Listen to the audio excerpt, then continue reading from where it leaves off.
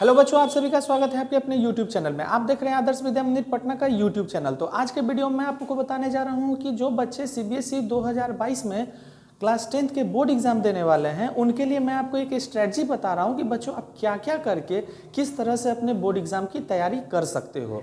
तो जैसा कि बच्चों आप देख सकते हो कि अभी ज़्यादा समय नहीं है। हो सकता है कि आपका सिलेबस कंप्लीट हो गया हो, या कुछ बच्चों का हो सकता है कि अभी तक सिलेबस कंप्लीट नहीं हुआ हो। तो अगर अभी तक भी अगर सिलेबस आपका कंप्लीट नहीं हुआ है तो बस आप 2 महीने आपके बोर्ड एग्जाम के रह गए हैं, और इन 2 महीनों में आप बोर्ड एग्जाम की तैयारी कर सकते हो। इसके लिए मैंने कुछ एक प्लानिंग तैयार किया है कि अगर आप अभी से भी पढ़ना शुरू करोगे तो अभी से पढ़ने के बावजूद भी आप अच्छे से बोर्ड एग्जाम की तैयारी कर सकते हो। इसके लिए आपको क्या करना पड़ेगा कि 1 महीने में पूरा NCERT का बुक खत्म करना होगा। तो कुछ मैंने प्लानिंग तैयार किया है टर्म 2 के लिए। इस प्लानिंग के तहत 5 स्टेप फॉलो करके आप बोर्ड एग्जाम की तैयारी अच्छे से कर सकते हो। तो जैसे कि देखो, सबसे पहले आपको सिलेबस पता होनी चाहिए। सिलेबस के बाद है डेली सभी सब्जेक्ट को पढ़ो, प्रॉपर रिवीजन करना होगा, बेस्ट बुक आपको चुनना होगा कि आपको बोर्ड एग्जाम की तैयारी के लिए कौन से बुक बेस्ट है। इसके बाद आपको लास्ट में बताऊंगा कि कैसे आप तैयारी करोगे। तो तैयारी करने के लिए बच्चों इन 5 स्ट्रैटेजी को आप फॉलो करके अच्छे से बोर्ड एग्जाम की तैयारी आप कर सकते हो। तो इस स्ट्रैटेजी को समझने से पहले अगर अभी तक आपने हमारे चैनल को सब्सक्राइब नहीं किया है तो हमारे चैनल को सब्सक्राइब करें, लाइक करें, कमेंट करें, और हाँ, बेल आइकन को जरूर प्रेस करें ताकि आपको हमारी सारी लेटेस्ट अपडेट मिलती रहे। अब हम एक एक करके सारे प्लानिंग की तैयारी करते हैं। तो सबसे पहले बच्चों यहाँ पर है सिलेबस। अगर अभी तक आपको सिलेबस नहीं मालूम है तो मैंने वीडियो पहले से ही सिलेबस पे बना रखा है, ब्लूप्रिंट बना रखा है, और आप उसको जा करके चेक करो कि कौन कौन से सब्जेक्ट में कौन कौन से चैप्टर से आने वाले हैं। मैथ्स का, साइंस का मैंने वीडियो पहले ही बना रखा है, लिंक मैं डिस्क्रिप्शन में आपको दे दूंगा। उस लिंक पर क्लिक करके आप अपना सिलेबस जान सकते हो कि साइंस में कौन से चैप्टर से आ रहे हैं, इसके बाद मैथ्स में कौन से चैप्टर से आ रहे हैं। तो सिलेबस आपको पता होना चाहिए। नंबर 2 है डेली आपको सभी सब्जेक्ट पढ़ने होंगे। बच्चों आप एक प्लानिंग तैयार करो। होता क्या है ना कि कुछ बच्चे सोचते हैं कि अरे चलो खाली हम मैथ्स ही पढ़ लेते हैं, कुछ बच्चे सोचते हैं खाली हम साइंस ही पढ़ लेते हैं। तो ऐसे करके आप बोर्ड एग्जाम की तैयारी सही से नहीं कर सकते हो। बोर्ड एग्जाम के 100% प्रिपरेशन के लिए आपको ऑल सब्जेक्ट पढ़ने होंगे। मैं बार बार बच्चों बताता आया हूँ आपको कि जितना इंपॉर्टेंट मैथ्स है उतना ही इंपॉर्टेंट साइंस भी है, उतना ही इंपॉर्टेंट इंग्लिश भी है, उतना ही इंपॉर्टेंट हिंदी भी है, उतना ही इंपॉर्टेंट सोशल साइंस भी है। मीन्स 5 सब्जेक्ट आपके हैं और 5 के 5 सब्जेक्ट आपके लिए उतना ही इंपॉर्टेंट है। तो आपको क्या करना होगा, सभी सब्जेक्ट को डेली पढ़ना होगा, प्रॉपर तरीके से पढ़ना होगा। ये नहीं है कि चलो भाई आज हम मैथ पढ़ लिए तो हम पढ़ लिए, अब हम आगे नहीं पढ़ेंगे, या मैंने साइंस पढ़ लिया तो अब मैं आगे दूसरा सब्जेक्ट नहीं पढ़ूंगा। केवल मैथ साइंस ही नहीं बच्चों, ऑल सब्जेक्ट पे आपको ध्यान देना होगा। इसके बाद थर्ड है प्रॉपर रिवीजन। अगर आपका सिलेबस कंप्लीट हो चुका है तो जैसा कि अभी 24 जनवरी आज है और उम्मीद करता हूं कि सारे बच्चे का सिलेबस जरूर कंप्लीट हो गया होगा। तो सिलेबस अगर आपका कंप्लीट हो गया तो आपको क्या करना है कि प्रॉपर तरीके से रिवीजन करना है। सारे सब्जेक्ट की चैप्टर बाय चैप्टर आपको रिवीजन करना होगा।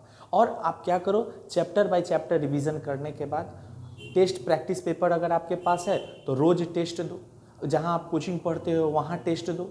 ऑनलाइन अगर आप क्लास कर रहे हो तो ऑनलाइन क्लास में जो भी चैनल से आप पढ़ रहे हो उनका टेस्ट सीरीज में आप हिस्सा लो।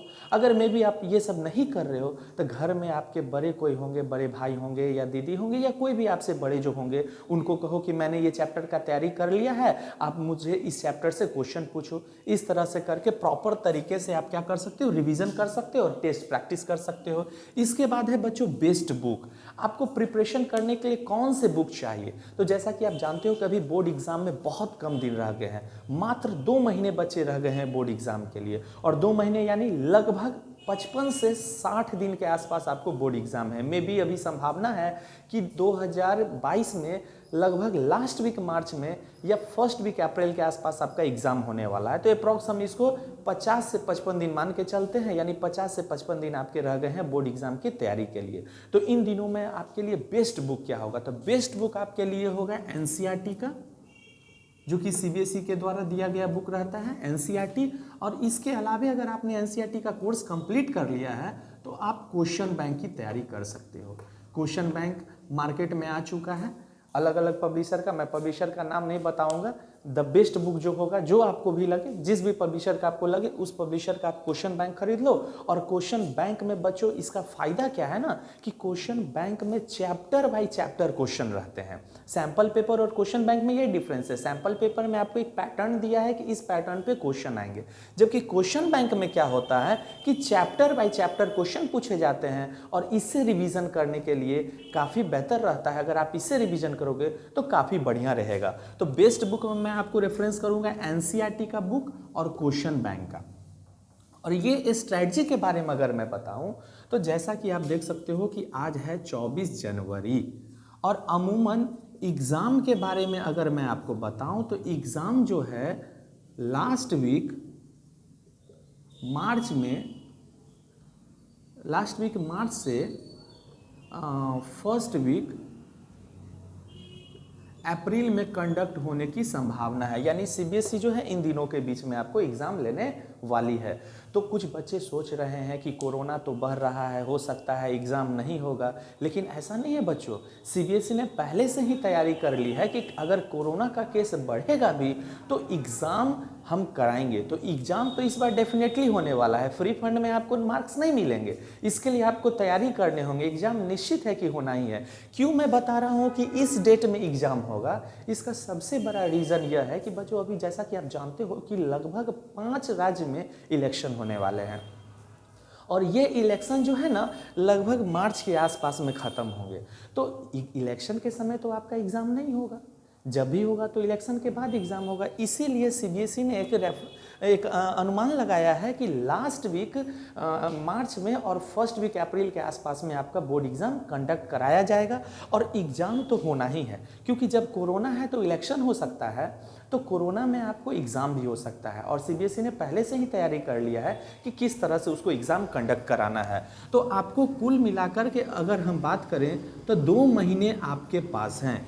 इन 2 महीने में आप क्या करो, 1 महीना यानी 1 मंथ जो है, अगर अभी तक आपने कुछ नहीं पढ़ा है कोई दिक्कत नहीं है बच्चों, आप फिर से आपके पास एक मौका है, आप इन मौक़ों को अच्छे से यूटिलाइज कर सकते हैं और अच्छे से तैयारी कर सकते हैं। इस 1 महीने में बच्चों होते हैं 30 दिन।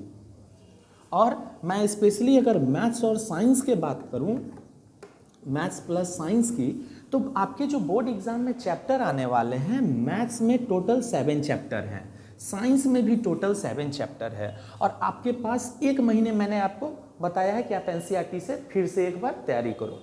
तो 1 महीने में होते हैं 30 दिन और चैप्टर है 7। तो कुल मिलाकर के अगर आप 30 को 7 चैप्टर से यानी 30 दिन को 7 चैप्टर से अगर डिवाइड करते हो तो अप्रॉक्स 4 डेज सम आवर आएगा। यानी लगभग मान के चलो कि 4 दिन और कुछ घंटे होंगे, लेकिन हम इसको अप्रॉक्स में 4 दिन मान के चल रहे हैं। यानी आपको एक चैप्टर को कंप्लीट करने का 4 दिन समय अभी भी है। यानी अगर अभी भी आप फिर से एनसीईआरटी से तैयारी करते हो तो एक चैप्टर को आप एक स्ट्रेटजी बना लो, एक स्ट्रेटजी तैयार कर लो कि आपको एक चैप्टर को 4 दिन में कंप्लीट करना है। यानी ये जो 5th मैंने स्ट्रेटजी बताया है उसमें मैं यही आपको बता रहा हूँ कि साइंस से 7 चैप्टर आएंगे, मैथ से 7 चैप्टर आएंगे और इस 7 चैप्टर को आप 30 दिन में अगर कन्वर्ट कर रहे हो तो एक चैप्टर को आपको 4 दिन लगेंगे रिवाइज करने में। तो आप 4 दिन में एक चैप्टर को कंप्लीट करके फिर से क्या कर सकते हो, एनसीईआरटी का बुक को कंप्लीट कर सकते हो। यानी अगर अभी तक आपने कुछ नहीं पढ़ा है तो फिर से आपके पास एक मौका है अच्छे से बोर्ड एग्ज़ाम तैयारी करने का। और जब ये 1 महीने कंप्लीट हो जाएंगे, आप पूरी तरीके से बेसिक तरीके से प्रॉपर तरीके से चैप्टर को कंप्लीट कर लोगे तो लास्ट में आता है क्वेश्चन बैंक। इसके बाद देखो बच्चों, इसको जब तक आप बुक नहीं बनाओगे ना तब तक इसको बनाने का कोई फ़ायदा नहीं है। अगर आप बुक बना लिए तब इसका बनाने का आपको एडवांटेज मिलेगा, लेकिन आप बुक पढ़े ही नहीं हो और इसको पढ़ोगे तो इसका एडवांटेज आपको नहीं मिलने वाला है। इसीलिए आप क्या करो, पहले बुक को अच्छे से कर लो प्रॉपर तरीके से और इसको पढ़ने के बाद फिर आप क्वेश्चन बैंक को चैप्टर बाय चैप्टर आप इसका रिवीजन करो, तब आपका देखना तैयारी कितना अच्छे तरीके से होगा। और इस तरह से आप तैयारी करके जो है ना काफ़ी अच्छा एग्ज़ाम दे सकते हो, और जब आपका एग्ज़ाम अच्छा जाएगा तो आपको बोर्ड एग्ज़ाम में मार्क्स भी काफ़ी अच्छे आएंगे। यही है हमारा प्लानिंग, और इस प्लानिंग को अगर आप फॉलो करते हो तो कहीं ना कहीं निश्चित तौर पे आपका एग्ज़ाम जो है बहुत अच्छा जाएगा और आप अच्छे मार्क्स गेन कर सकते हो। तो वीडियो को मैं लंबा नहीं करूँगा, इसी के साथ हमारा वीडियो ख़त्म होता है। और अगर अभी तक आपने हमारे चैनल को सब्सक्राइब नहीं किया है, हमारे चैनल पर अगर नए हैं तो हमारे चैनल को सब्सक्राइब करें, लाइक करें, कमेंट करें, और हाँ, बेल आइकन को जरूर प्रेस करें ताकि आपको हमारी सारी लेटेस्ट अपडेट मिलती रहे। कमेंट में ज़रूर आप बताएं कमेंट बॉक्स में कि आपको यह वीडियो कैसा लगा, और मैं बहुत जल्द बच्चों सैम्पल पेपर के साथ साथ क्वेश्चन बैंक में आपको जितने भी चैप्टर हैं, मैं बहुत जल्द जितने भी चैप्टर हैं मैथ साइंस के, हर एक चैप्टर से इम्पॉर्टेंट क्वेश्चन आपको सॉल्व करके बताऊंगा। और YouTube पे बहुत जल्द आपको वो वीडियो अवेलेबल हो जाएगा, chapter by chapter important question, ताकि बोर्ड एग्जाम में जो एक्सपेक्टेड क्वेश्चन है, बोर्ड एग्जाम में जो मोस्ट इंपॉर्टेंट क्वेश्चन है आने वाले हैं, उन सभी क्वेश्चन का सॉल्व करके मैं आपको वीडियो बना के जरूर दूंगा।